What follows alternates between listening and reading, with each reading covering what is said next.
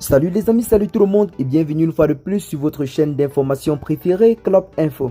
Aujourd'hui, on s'étape pour une nouvelle note d'information du côté du Burkina Faso où nous allons parler d'une situation qui a récemment secoué le pays.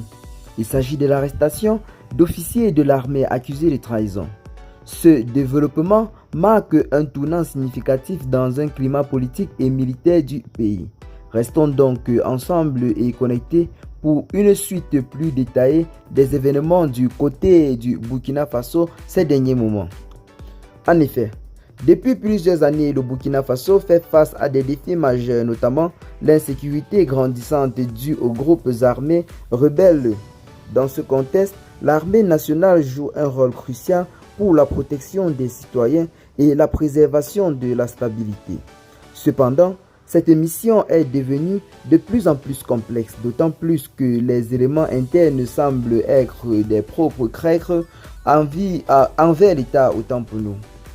Il y a quelques jours, les autorités burkinabées ont annoncé l'arrestation de plusieurs officiers de l'armée. Ces officiers sont soupçonnés de trahison et d'atteinte à la sûreté de l'État. Selon les informations disponibles, ces militaires auraient été impliqués dans des activités visant à déstabiliser le gouvernement en place, voire à faciliter les actions des groupes armés dans le pays. Le gouvernement burkinabé a rapidement réagi en condamnant fermement ces actes de trahison. Le président de la transition a exprimé son indignation face à ce qu'il a qualifié de trahison inacceptable à l'égard de la nation. Il a également souligné l'importance de la cohésion au sein des forces armées, rappelant que la situation sécuritaire exige une loyauté sans faille de la part de tous les militaires. L'arrestation de ces officiers pourra avoir des répercussions importantes sur le climat politique et militaire au Burkina Faso. D'un côté, cela montre la détermination du gouvernement à assainir les rangs de l'armée et à persévérer pour enfin faire triompher la sécurité sur l'ensemble du territoire national.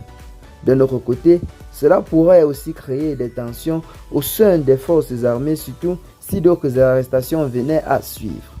Cet événement soulève plusieurs questions. Comment en est-on arrivé à une telle situation? Quelle est l'ampleur réelle de la menace interne au sein de l'armée burkinabé? Et surtout, quelles seront les mesures prises pour éviter que de tels incidents ne se produisent à l'avenir? Le peuple burkinabé attend désormais des réponses claires et des actions concrètes pour garantir la stabilité du pays. Eh bien les amis, c'est là en quelque sorte la situation du côté du Burkina Faso.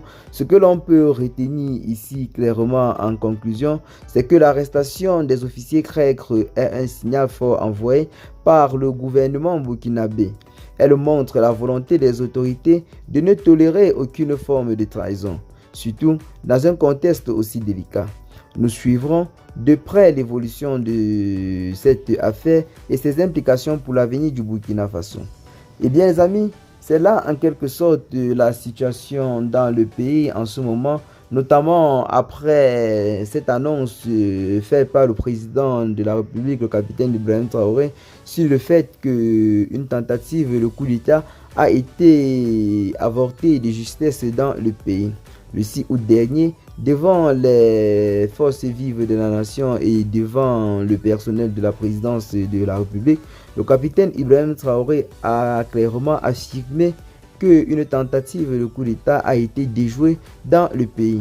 Ce coup d'État était perpétré par des puissances occidentales qui allaient à travers les pays voisins tels que la Côte d'Ivoire et le Bénin faire entrer des mercenaires afin de faire tomber le gouvernement du capitaine Ibrahim Traoré. Notons que depuis le retrait du Mali, du Niger et du Burkina Faso de la CEDEAO pour former une alliance qu'ils ont appelée l'AES, ceux-ci se sont fait plusieurs ennemis sur la scène internationale. Plusieurs personnes estiment qu'il serait en quelque sorte de mal faire les choses pour le simple fait qu'ils ont revendiqué ce qui leur revenait de droit. Ceux-ci se sont d'abord en quelque sorte libérés de la présence française, notamment avec la rupture de plusieurs contrats signés avec l'Élysée. Ceux-ci ont en quelque sorte établi une véritable ligne de démarcation avec les gouvernements précédents, ce qui a fait d'eux en ce moment des présidents les plus panafricains et révolutionnaires actuels en Afrique. Étant donné que ce n'est pas un combat difficile, ceux-ci subissent de nombreuses persécutions.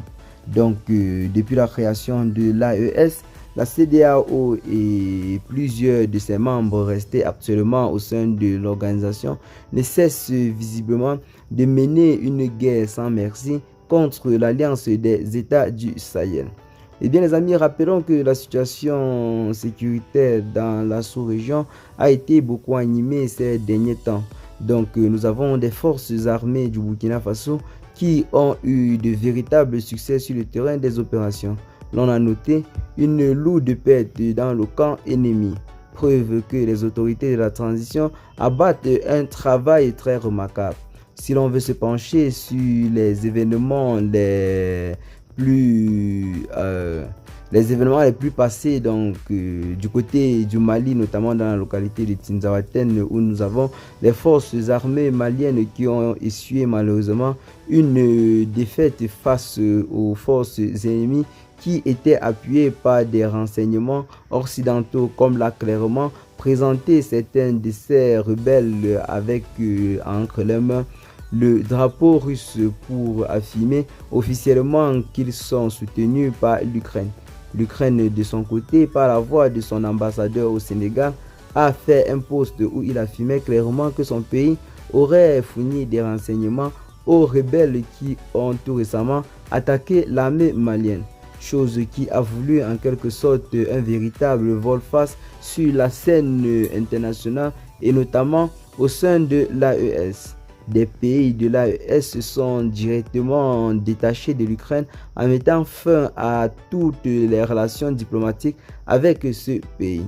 C'est la situation du côté du Sénégal qui ne semble pas avoir satisfait plus d'une personne, notamment la sanction qui a été affligée à ce diplomate ukrainien.